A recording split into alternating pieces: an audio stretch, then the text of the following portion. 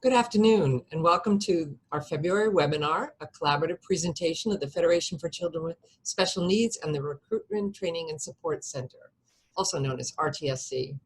My name is Leslie. I'm a staff member here at the Federation, and we're so excited today.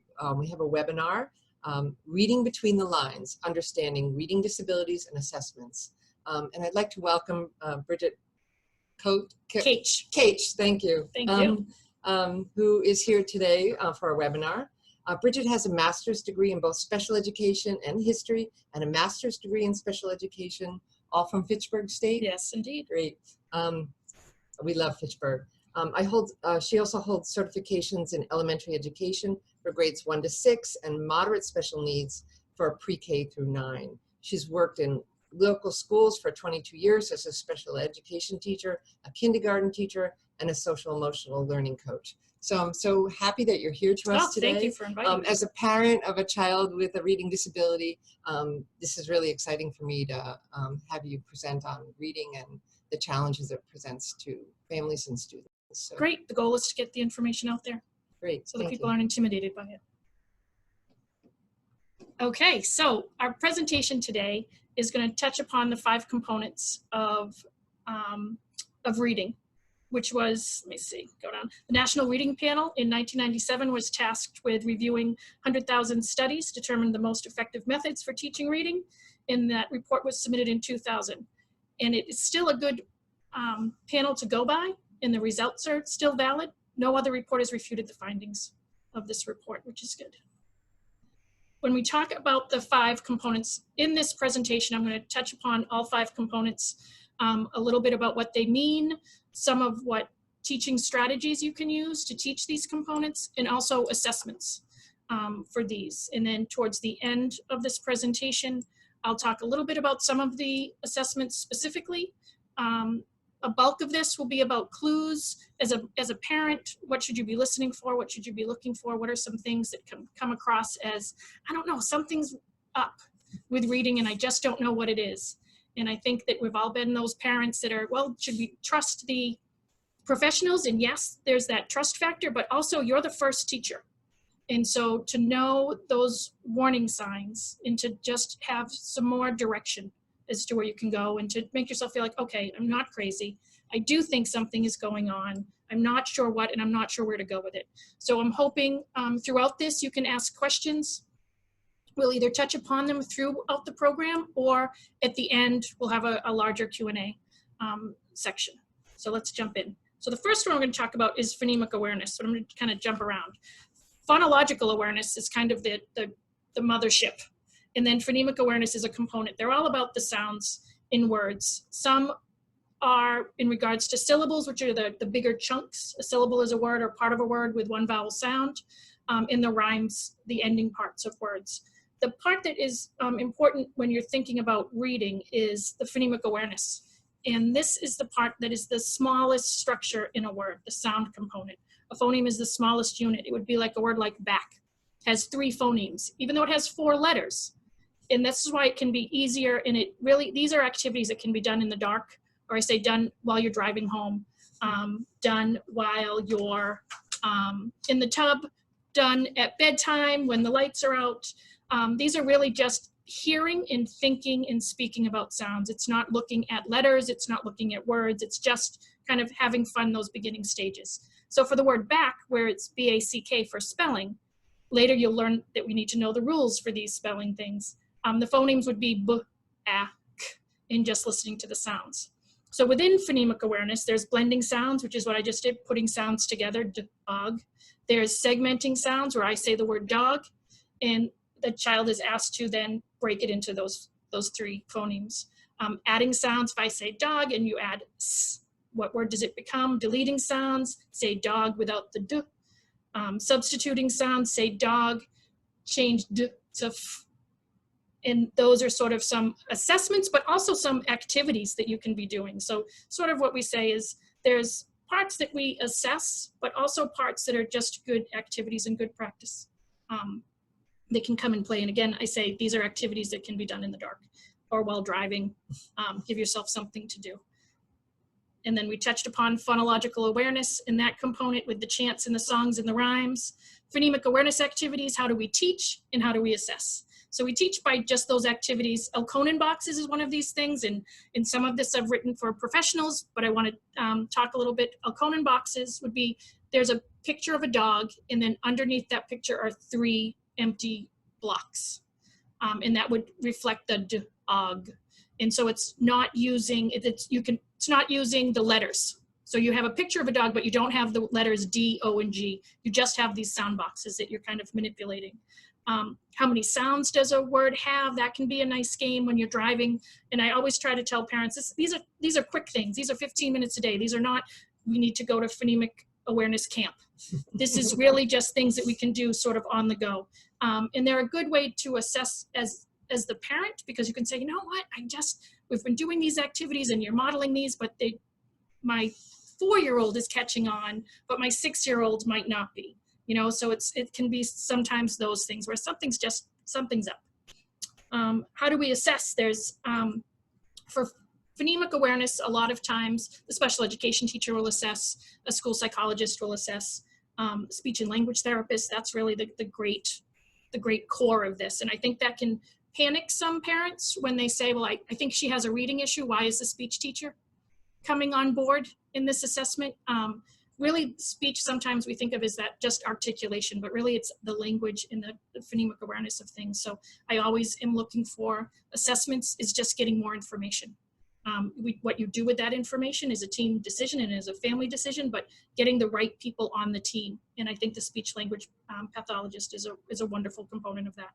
I'll talk a little bit about some of these assessments later on. Some I'm familiar with, as far as I have administered, some I'm familiar with because I've seen the results of these assessments and these assessment reports. So the CTOP is the Comprehensive Test of Phonological Processing. I'll talk a little bit more about that. The DIBLS, which is Dynamic Indicator of Basic Early Literacy Skills, I have experience with, so I can talk more on that. Phonological Awareness Test, the Gray Diagnostic, the Kaufman Test of Educational Achievement, and the Woodcock-Johnson are batteries of tests. So within those components, you'd be able to kind of find out the phonemic awareness. And I'll talk a little more on that. So from the parent point of view, there are a lot of tests here. Do schools normally pick one of these tests? Will they do a blending of the tests? Is it up to the evaluator based on results from one test that they might follow up with a second test?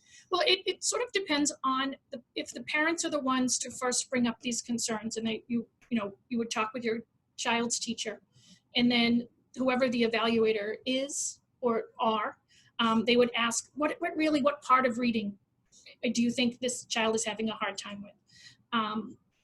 And then from there, they would sort of create a plan. And because in evaluation, so many different people, there's a school psychologist, there's a special ed teacher, there might be a reading specialist, there's a classroom teacher, there's a speech and language. We don't want to be doing all of the tests all at the same time, and we don't want to be hitting every area. But I might do a test as a special education teacher, and I might think, you know what, I just think there's something more. I'm getting this on the KT or the Woodcock. This score seems out of whack to me.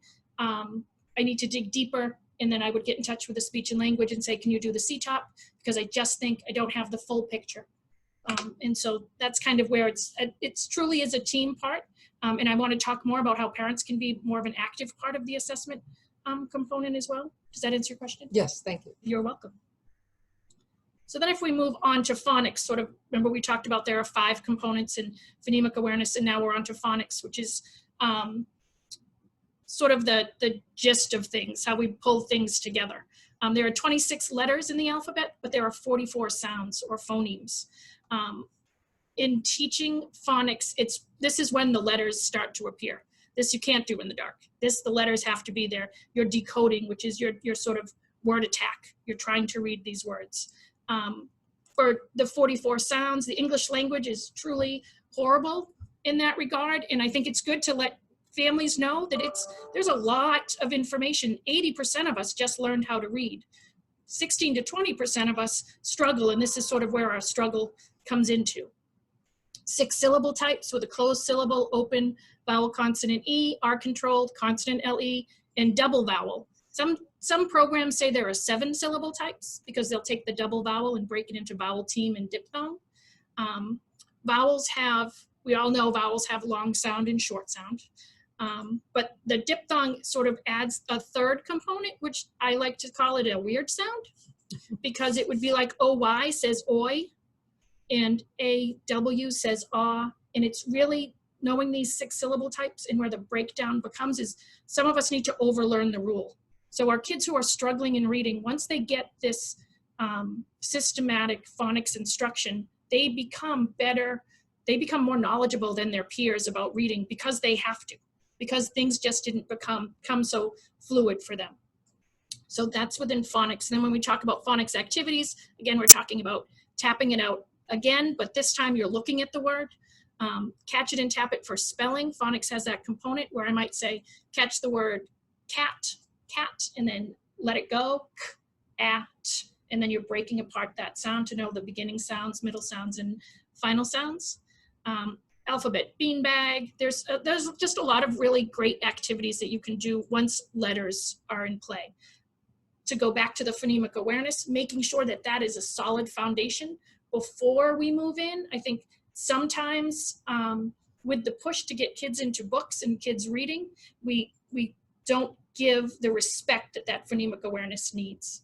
And it can create an emotional feeling when kids start to get letters. And I'm not sure if you've found this professionally as well. When kids start to get words and they become intimidated and they become reluctant readers because they don't have that foundation of the sounds and how do we, separate them and what sound am I hearing in what part. So for how we assess phonics is the Wilson Assessment of Decoding and Encoding, the WADE, the WIST, which is the Word Identification and Spelling Test, Gray Diagnostic again, Kaufman test, the KT again, the Wyatt and the Woodcock. These are all great components for the phonics piece. Phonics is different in that sometimes we have words that just cannot be phonetically sounded out. A word, and we call those sight words or Dolch list words, and those are words like have, H-A-V-E, should say have, it doesn't, it just says have. And those are sort of part of that direct instruction, and why direct instruction focused here on phonics, although it shouldn't be the only component of your reading program, to really focus on phonics is really important, and to allow, and to say to the kids, English language is hard. Trying to read these words is hard. Some words I teach you to sound out. Some words I say, you just have to know.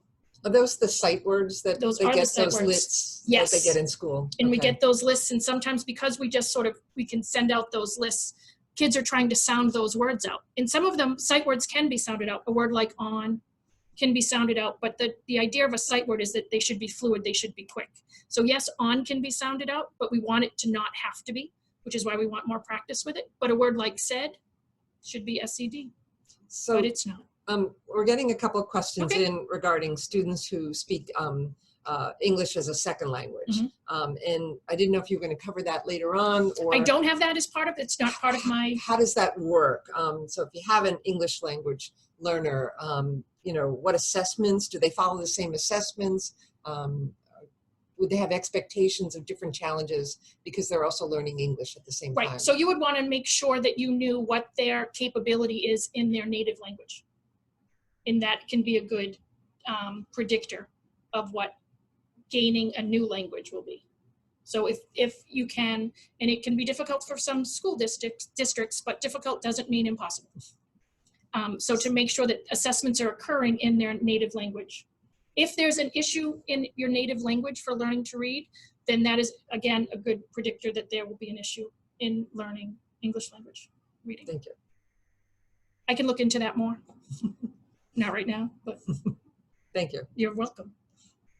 So the phonics assessments that we talked about there, and some can be, when we say assessments, and I know this is a component of assessments, I really also want us to be able to trust ourselves as parents and our teachers. Sometimes there's just something that I'm not sure what's going on, or this child is just not on par with the rest of the class, or so trusting what the teachers are saying to you and just becoming a cohesive team is really going to be what helps us. So if we move on from phonics to fluency, it's that ability to read not just accurately and smoothly, but also with expression. That's where the dynamic indicator of basic early literacy skills comes in, the DIBELS. And it's said to be a good predictor. And I can tell when I'm giving someone the DIBELS where I ask them to read the passage. And I have a 1-minute timer and they have to read. Kids who are just word calling have a different understanding of what they're reading than someone who is reading and using expression. So they may have the same number if we're just looking at the number, but this becomes important when we're talking about error analysis and when you want to be able to have that conversation with whoever gave that test to say, okay, I understand that number and that score, but can you dig a little deeper and tell me how did they perform? Because someone who got 90 words per minute and then their friend got 90 words per minute may be completely different readers. One may be reading very fast and not attending to what the story is about. One may be reading very slowly and not able to really focus on the content because they're working on the words. And others may have an incredible fluency and be able to use and express what the meaning and the intent of the author is.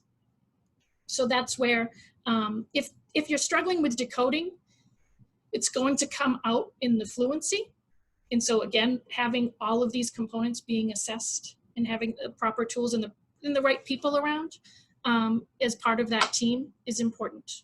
Let's see. Is this where chunking comes in? Because I think my son learned to read like Under the Bridge, Yes.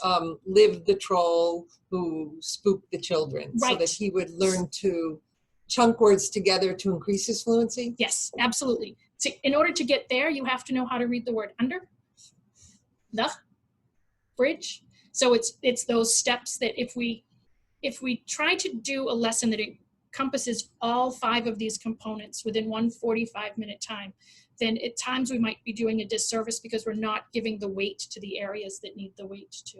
So like I said, we want to do that phonemic awareness component, but then that phonics component. When you work on fluency, fluency should be worked on with independent text. So you wouldn't, if a child is in the 3rd grade, but they're decoding within a 1st grade level, you wouldn't want to give them a 3rd grade book to work on their fluency. You want to give them a 1st grade, whatever is within their level.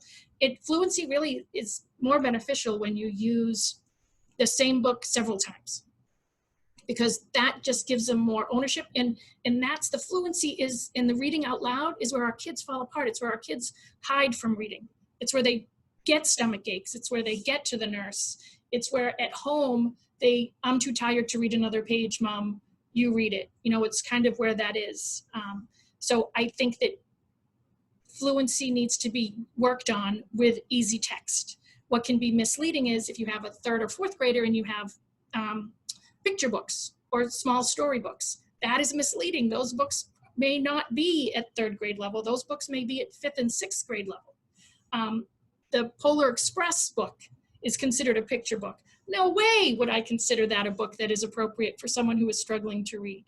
You know, so it's really, and it can be that difficulty in finding engaging text for kids. But we're going online and finding different resources and books and ebooks and Kindles, and those I think are going to help support that. Does that help support what you asked? Okay. Thank you. So vocabulary is the 4th of the 5 pieces. And vocabulary has so many different layers. In this slide, we talk about listening vocabulary, words we need to know to understand what we're hearing, speaking vocabulary, reading vocabulary, writing vocabulary. It's much easier for children to make sense of written words that they've already heard. If they're I go back to when I'm reading a doctor's prescription. Those are not words that I am familiar with. Are they words that I can decode? Yes, but am I fluently reading a doctor's prescription? No, I have to read it out loud. I have to, you know, am I sure I have this right? Use a dictionary. Right, so vocabulary, if you're reading words, and it's sort of that catch-22, because for kids to gain vocabulary, it's really in the reading, in the exposure to books. But if our kids who have difficulty reading are only exposed to books that are within their independent level, their vocabularies aren't growing because they're only exposed to those books. So this is where you're reading out loud to your child at night, you're talking about books, that is huge, because the more that they have, the more able they're going to be to put their vocabulary on the page and to then have that ownership. I didn't know I knew Metropolitan Museum of Art and how to read that, you know? So it's really kind of helping get that piece together. It makes learning fun and reading fun. It makes them engaged. So somebody who's read all 7 Harry Potter books, Right. just getting that fun of reading and language and coming across a word you don't know and discovering it together. And I think the Harry Potter books is a good example of that, because at times, and I talk about grandparent gifts, and when we give our kids, or our kids get these really big books that are sweeping the nation, but they're too young to really enjoy them because of the words. I'll be honest, the Harry Potter books were very difficult for me to read. It's not a genre that I enjoy, but I also am someone who struggled with reading a little bit growing up. And so when I see proper nouns and I don't know how to say those words, I make mistakes that last a lifetime. And because they become embedded. So for me, reading the Harry Potter, or even just sort of, you know, trying to enjoy them with kids in my classrooms, I needed to see the movies, because I would never have known Hermione was how you said that word. There's nothing about those letters that tell me that that is Hermione.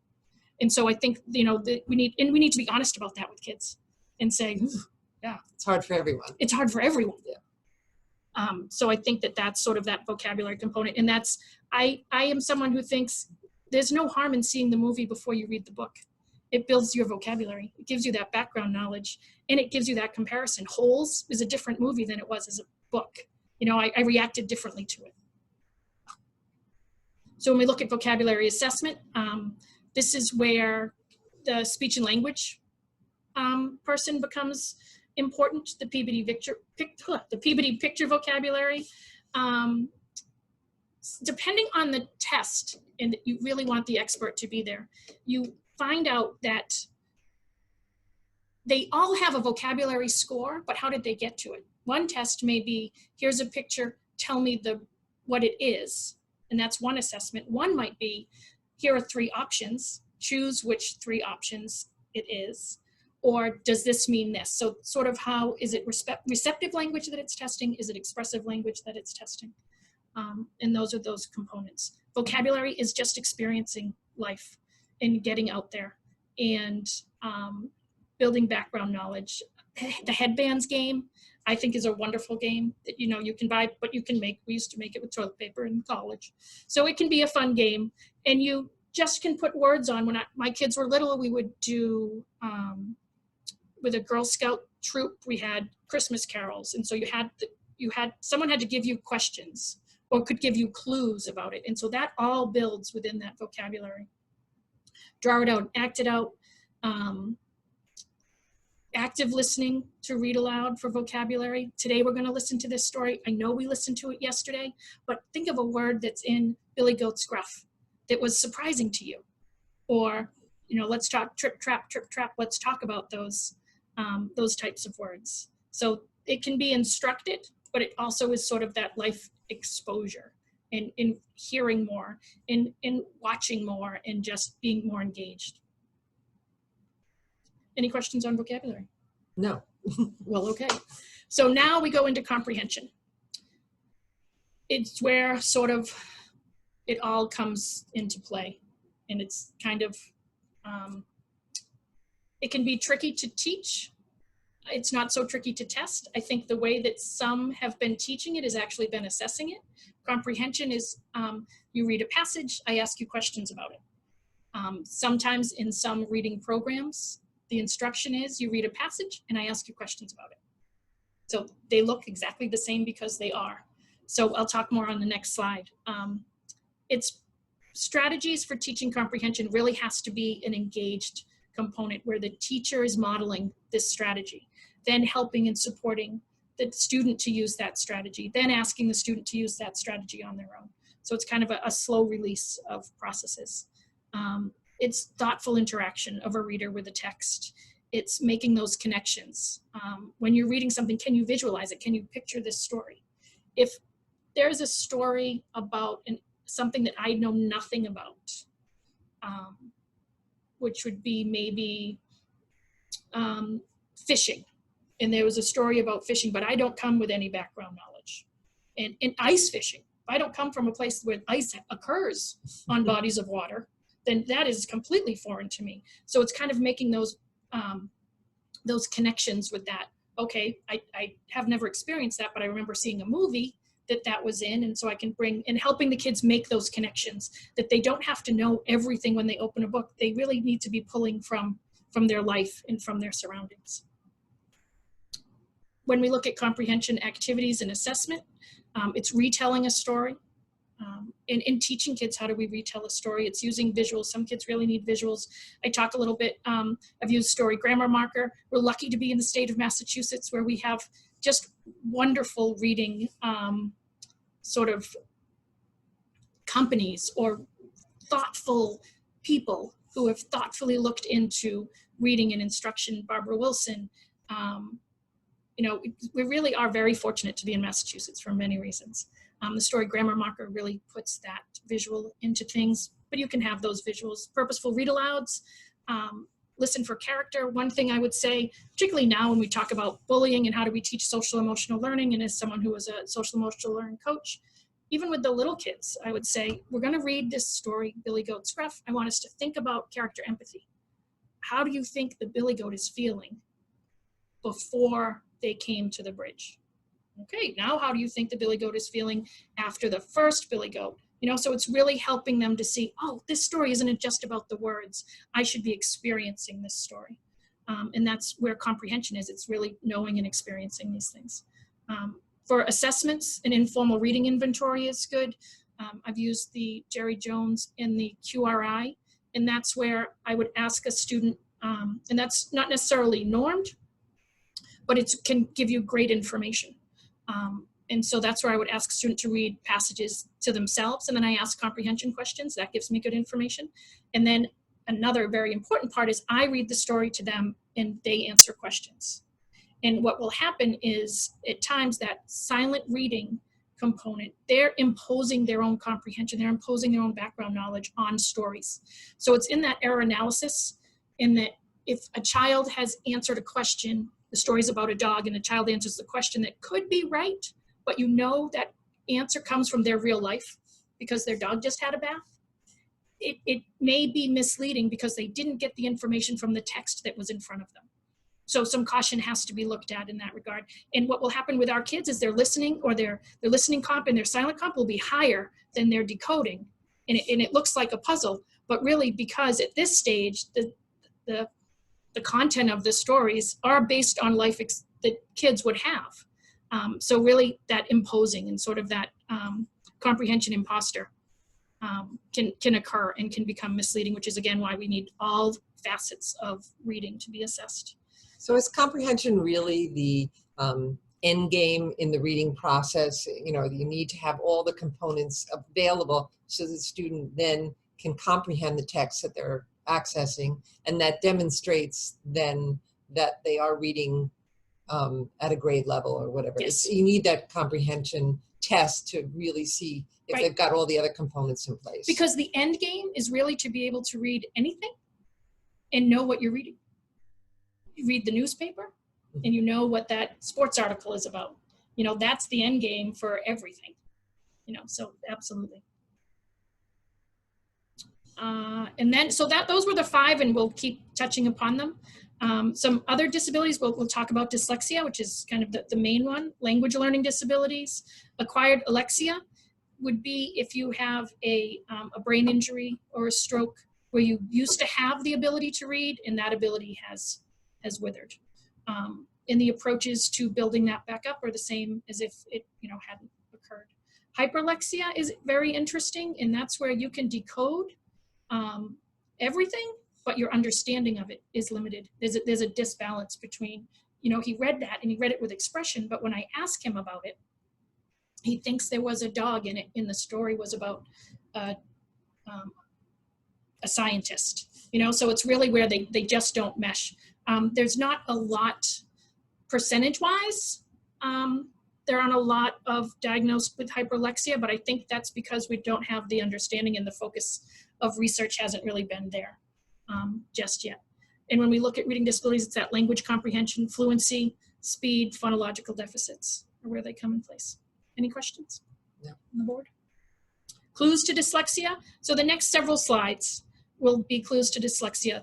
These first couple are for the preschool years. So when you're saying, I don't know, something's up, this can help you. These were all taken from Overcoming Dyslexia, the Sally Shaywitz book. My Bible. Yes, but interestingly, it's a thick book, which is not bad. Thick books are not bad. For me to find the time, what I have just recently fallen in love with is audiobooks. And to understand that book, hearing it is so different than reading it. And you're able to, within these audiobooks, to just go to this chapter. I just wanted to listen to a chapter on diagnosing. I want to listen to a chapter on what's the brain say about reading. I don't necessarily need to read up on the whole the whole research of the brain, but what are the nuts and bolts of it? But for me, the audiobooks are fabulous. So for preschool, trouble learning common nursery rhymes, not appreciating rhymes, not wanting to do them, mispronouncing words, baby talk, remembering names of letters and learning names of letters, failure to know the letters in their own name. Having said that, this also is if they've had instruction in this, if you know you've been talking and teaching about these components and they're not able to do it, then that would be in question. If your child does not have preschool experience, if your child does not have experience in instruction, before these times, then it's kind of a false concern because they haven't had the instruction. Clues to dyslexia at kindergarten and first grade, failure to understand the words, that they come apart. Bat boy would become bat. Let's see, I had some really good notes on this. An interesting one is the reader's errors that show no connection to the sounds of the letters. So if they're reading and the word is big and they say goat, then they're not, maybe they're looking at pictures and they're just imposing what the picture is on the story page and just kind of putting those into place. Inability to read common words, complaints about how hard it is reading or running and hiding when it's time to read. If there's a reading problem in parents or siblings, where there's been a dyslexia diagnosis, which will occur, I think, more often moving forward because we're allowing ourselves to label and to diagnose with dyslexia. So we're going to know about that more. For some of us now, it might be, you know what, my sister had a really hard time reading, but she never got the diagnosis, she never got the help. So that all of that information is helpful. And why in a good assessment, they'll ask for background information and for developmental histories. For second graders, there's going to be problems in speaking as well as problems in reading.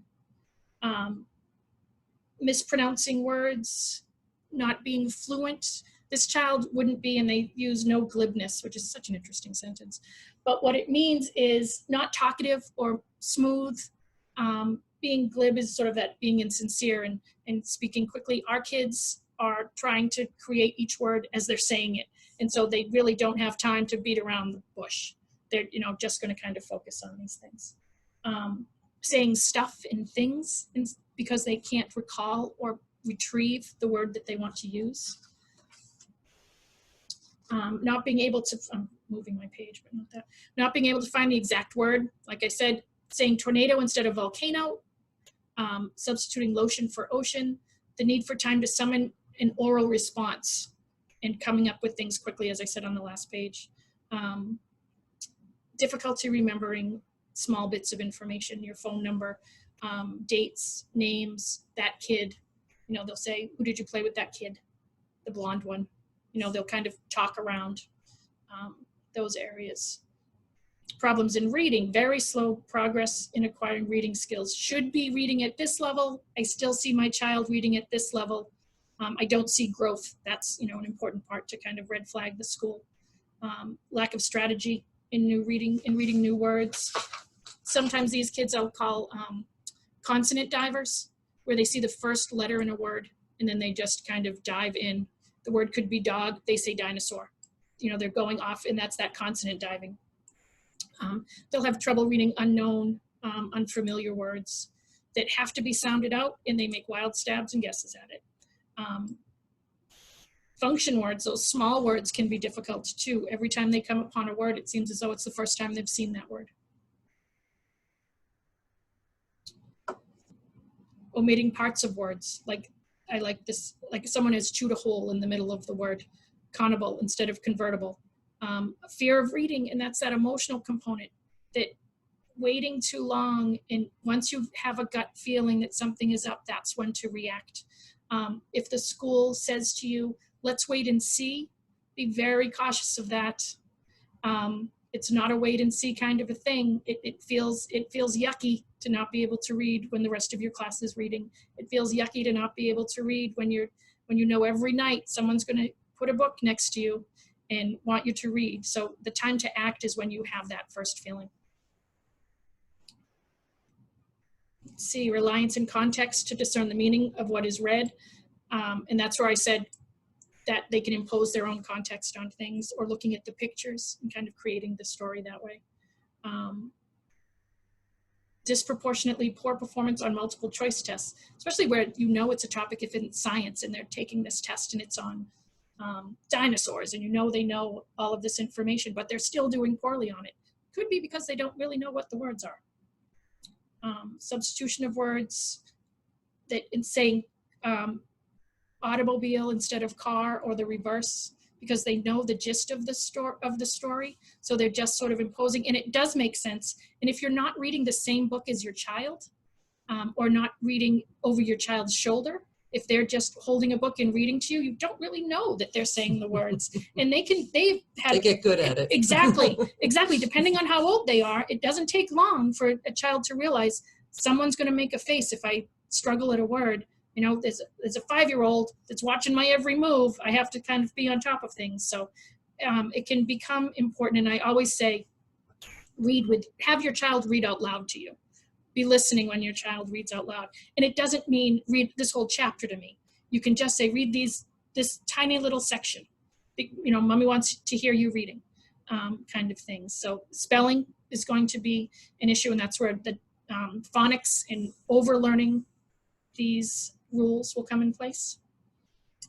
Trouble reading math, word problems. So we say, my child doesn't have a difficulty in math, but at this time, during this unit, they're having a really hard time with math, and their stomach aches, and they're going to the nurse during math time. And I ask, well, has math stopped being numbers? Because when math stops being numbers, it kind of it's unfair to our kids. And so that can be an area when you say, okay, something's up. A lack of enjoyment in books and in reading, and avoiding reading, even a sentence. The avoidance of reading for pleasure. It's too exhausting. And sometimes teachers have the best interest, but in those drop everything and read times, the books being selected and then brought home, and you go in the backpack and you say, oh, this book, read this to mom. And maybe it was a book they just sort of wanted to browse and not necessarily know how to read. And again, family history with these issues should be mentioned to the assessment team. Patterns to look for in test results. So we'll talk more on that. Let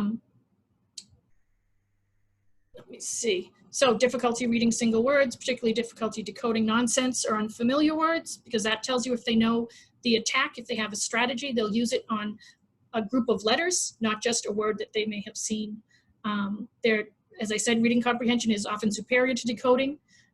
Inaccurate and labeled oral reading of passages, trouble reading those function words. So here's sort of where we start talking a little bit, and I'm just going to kind of breeze over this, because the important part to me is when you've asked your school to do assessments, ask them what assessments they're going to do, because they may just say on that permission to test, reading assessment, phonological awareness, phonemic awareness, those assessments. Ask them for the exact test. If you know who is going to be testing, shoot them an email. What test are you going to use? Because you just want to become knowledgeable about the test. So really getting this, the CTOP, these are the names of the subtests, and that's how it's assessed. So the elision would be the student must repeat a word with one phoneme omitted. Say the word goat, now say it again without the t, and they would have to say go. So it's really, I want you to have this information. It's not information that you can pre-teach your child. It's information that I think is important for you to have so you know what is being assessed. Again, the CTalk has a lot. That's why it's good. It digs deep and it doesn't take a long time. And with a qualified speech and language pathologist, this is just great information for everyone on the team to have. How often can this test be given? Once a year? I think it's once a year. I know that the WISC and the psych-evals, they say 3 years. But I believe that this is a once a year. But once you have this, and why we do the 3-year kind of re-eval, once you have this and you have this information, you can assess these areas of weakness using other tools. It doesn't necessarily have to be the whole thing again. The DIBELS, again, that's where that 1 minute read, the initial sound fluency, they have to select a picture of an object whose name begins with a given phoneme. So there's 4 pictures on a page, and I might say which one begins with B, and they'd have to find the bear. But you have to label those first, because the bear could also be a cub. It could also be, all sorts of other things. And so the DIBELS is a quick assessment that a lot of schools use, and it's just good to get information from it. The WIAT, again, these are those subtests. So now when we look at scores, and that's where, again, reading becomes math, and that becomes an issue for those of us who aren't schooled in this area. And it's sort of the reverse of when math becomes reading, there's a fall, but when reading becomes math, it also can have that same effect. So when we're looking at scores, and the raw score is just the number of correct answers on a test. It doesn't give you any norm reference. You can't compare it to anything. It's good information to have, and I always ask that it be included on reports, because if one test is going to be done again in a year, you can compare raw scores, and that can give you interesting information.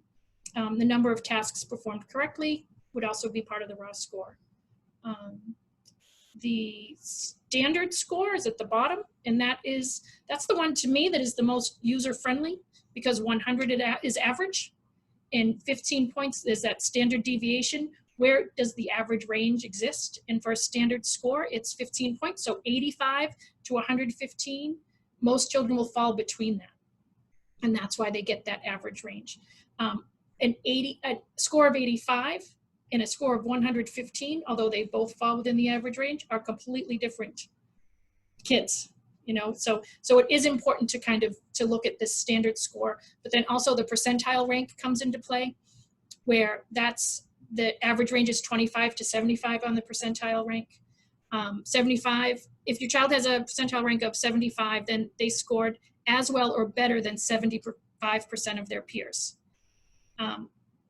When we look at the standard score, if a test gives you standard score and percentile rank, and the standard score is 85, the percentile rank might be 16. So although 85 looks to be in the average range on a standard score, looking at that percentile rank, your child has performed as well or better than only 16% of their peers. So, really looking into these scores. A scaled score, that's a lot of times subtests are scored that way, with a 10 as the average, 3 points either way, so 7 to 13. That standard deviation marks the distance of the average. If I were to give, I'm going to move on from that because it just becomes more confusing to me. The composite cluster and index scores, that's when they take 2 of the subtests and they create either a broad reading score, a basic reading score, and then you can just go off that score. The issue can become not relying on those scores as a measure to measure the skills. Because if you're, my example I use, assume your child earned a high decoding score, but a low comprehension score. The composite score would come out average, but it would be misleading. What usually happens is if our children have a high comprehension score and a low decoding score, then their composite score looks average, but when you look at it, it will say, oh, okay, now I need to dig deeper, there's more information there. So isn't that important that parents ask for some of the more details around scoring so Yes. that they can get a better sense of how their student is doing in these assessments? Right, and to try not to be intimidated by these scores and by the sort of the letters behind our names. What everyone wants at these meetings is to have everyone have the same information. So I would suggest, I know that after you sign the permission to test, what has changed in the state, I think it was in January, that now as part of that permission to test page, there's a box you can check that says, I'm requiring the school to get these tests to me within 48 hours prior to the meeting. 48 hours is not enough time, but it's right now the regulation.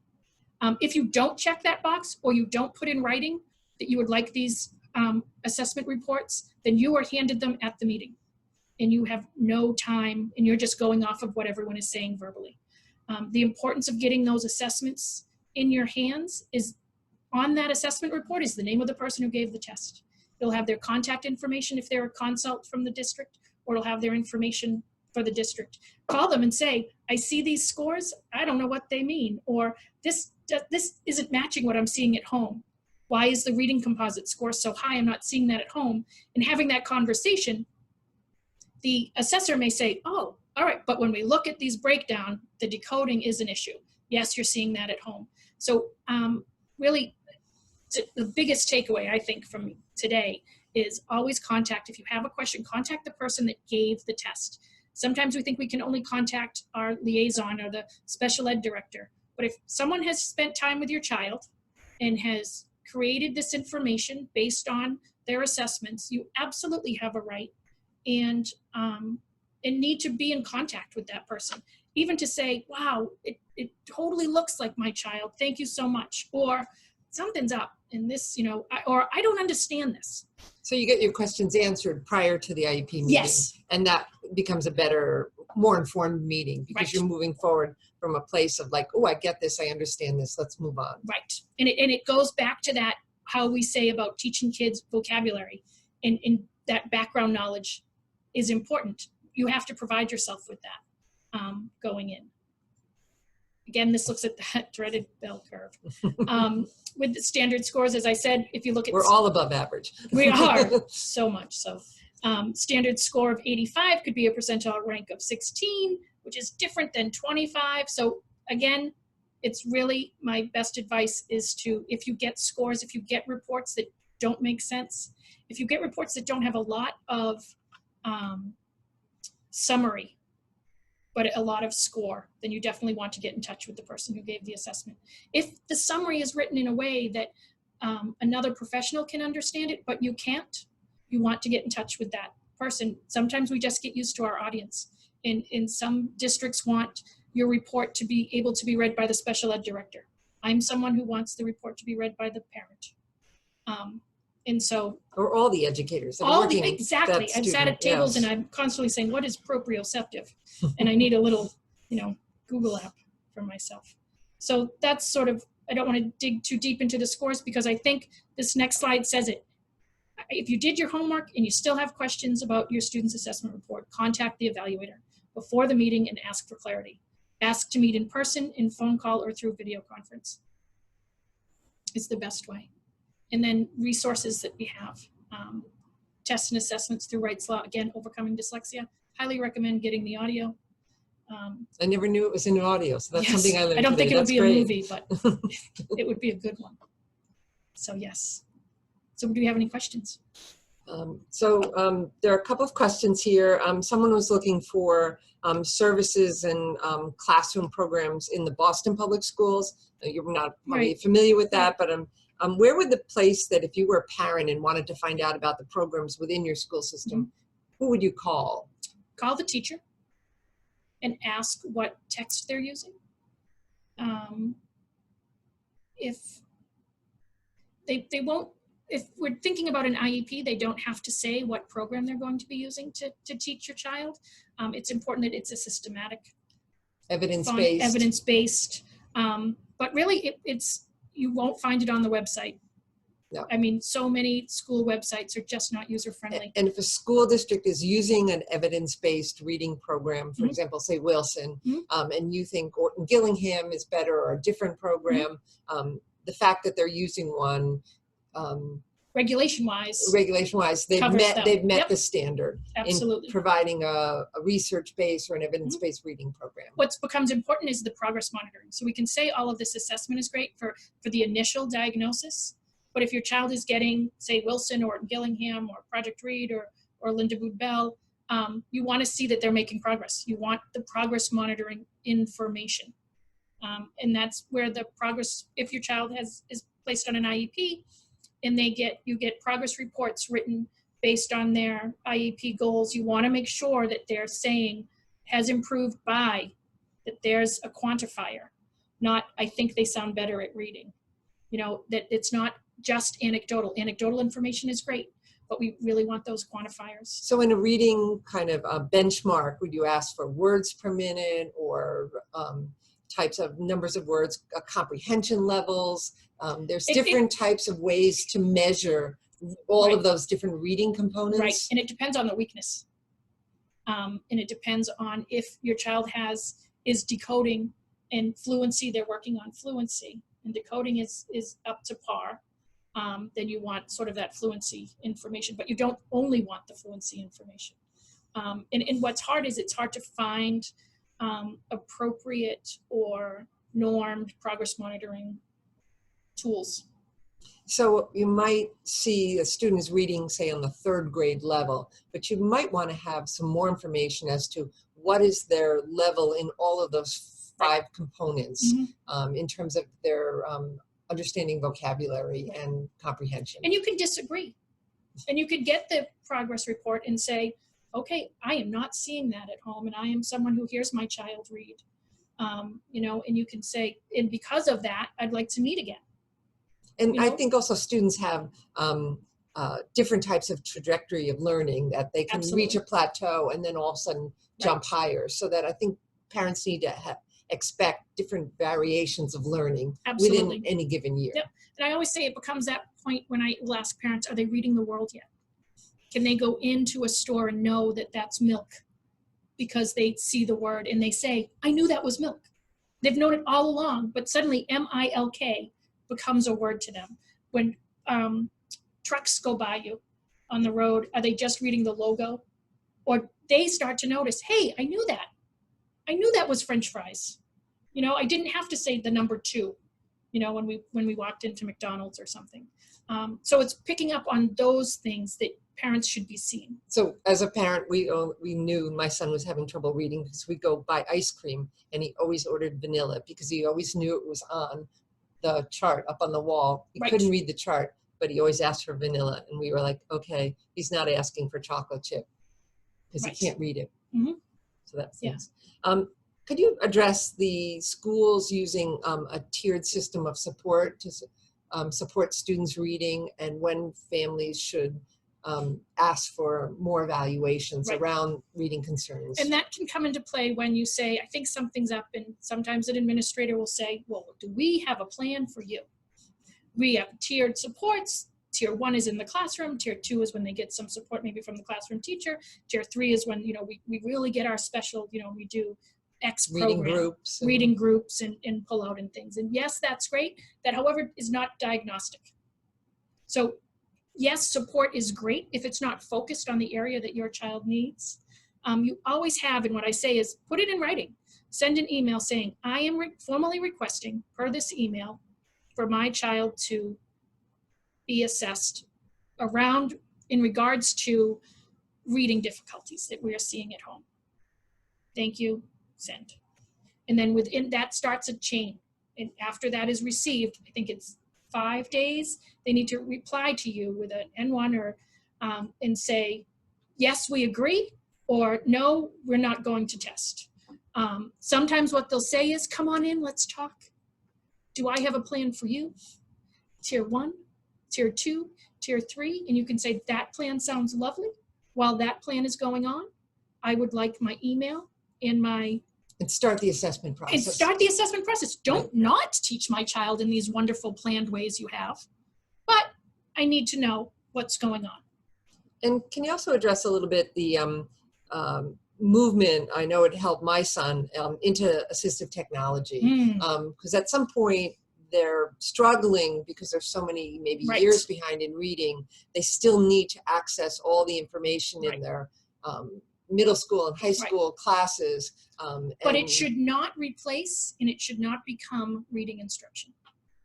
And so be cautious of that. That yes, we need audiobooks. Yes, we need speech to text. That doesn't mean we don't still need to be teaching a child how to read with a pencil and a paper. and spelling without the correction. So yes, it helps with the quantity and the quality of their output, but we still want to be doing the instruction. I think saying, but she has a book on tape and we have, is great. Like I said, when we go back to that vocabulary, if you are only put in front of you books that you can read, your vocabulary will be very limited. Your social engagement with your classmates will be very limited. The same things. Right, you won't be reading the same things. I think with the new sort of wave of graphic novels, that we can all be reading the same content, but you might be reading Jane Eyre and I might be reading it as a graphic novel. Some of these things exist in crossover. And what's the harm in having a 6th grade group read in one of their lit circles is a graphic novel, so that not everyone's sort of on the same page, you know, and that you're reading for enjoyment and not for instruction. If you're reading for instruction, it should not be a lit circle. If you're reading for enjoyment and just socializing with a book, which can be the end goal. It should be the goal. So right. The student is right. reading for enjoyment and learning. Right. Great. So I don't see any more questions here. On the assistive technology as well, is Grammarly. There are so many wonderful components that our kids benefit from that are free and through Google Apps and through other components that you're typing, and it'll tell you, and it can become instructional. It'll tell you you've made an error. It'll tell you why you made the error and what your error, how you can fix that error. So where would families, parents find these different apps? Well, Google everything. Google everything. Yep, assistive technology, apps for writing. Grammarly, I don't know how to spell it. Okay. Which is kind of funny, but well, we'll look it up and we'll send it out as a resource. Thanks so much. You're I very think welcome. we've really learned a lot today about reading. It's perked my interest to look up some new resources, and I'm definitely going to check out the Sally Shaywitz book, Overcoming Dyslexia. You have a long commute, you would like that. And we're going to have the slides available and the webinar available online, so people can be able to access this at a later date. Yes, and my email is on the slides, and if anyone has any questions, I am going to look into that ELL. You know, that is definitely a need. Yeah. Okay. I think what Melissa has a question. Just ask them. We're not seeing it. But we're It's in not. the Q&A. I don't see it in the Q&A. From Melissa. So it was about a student who's struggling with a foreign language, and to get a diploma in the state, you need to pass the 10th grade MCAS, which has an English language arts component. So for students who are struggling with reading and they have several options to pass that 10th grade MCAS, to be able to get a diploma, they have to meet that standard. It is impacted if you have another language involved. Right, and I think we tried to address that in that I don't have the expertise in that area, but ask the school, and it goes back to that. If your child struggled in their native language, then it's a predictor of struggling in their second language. And I personally don't have the resources to provide you an answer with that right now, but I certainly am interested enough to look it up. Right, and it might be also working with, depending on the program that the student is in, with their English language learning teacher, along with reading teachers within the school system, is how do you provide the supports and services for that student to be able to access the information, be able to pass the test. My older son passed MCAS through text-to-speech technology. So there are options for a student who's struggling to reading to get accommodations on MCAS. And that should be defined in the IEP. So lots of questions. You should always be asking questions of your educators. A quick last question is spelling out the author of Overcoming Dyslexia. Her last name is Shaywitz, S-H-A-Y-W-I-T-Z. So good. I'm a dyslexic mom, so I've read it several times, but I'm going to look forward to listening to it because it's another way of taking in information. It is. Thanks very much for joining us today. You're very, very welcome.